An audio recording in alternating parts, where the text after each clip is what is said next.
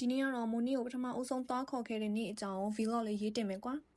ခွေးတစ်ကောင်မွေးထားတာမကြသေးဘဲနဲ့ဒီလောက်ကုံစင်းတုံးတွေတက်နေတဲ့အချိန်မှာနောက်တစ်ကောင်ထပ်မွေးလို့စိတ်ပူတယ်ပြောတဲ့သူကြီးရှိသလိုတချို့ရှုံချအပြစ်တင်ပြောတဲ့သူကြီးကြားတရမှာမိုးနီကိုမရမကမွေးလိုက်တာကဒီ happy အတွက်ကြောင့်လို့ပဲပြောရမလား happy အတွက်နောက်ဆုံးထွက်သက်ထိ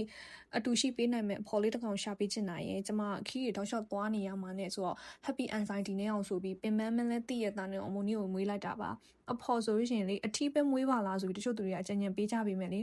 သူကြီးလာပြီးမိမလိုချင်တဲ့အချိန်မှာတွေ့ကြရတာမဆက်ချင်တာလည်းပါတယ်နောက်ပြီး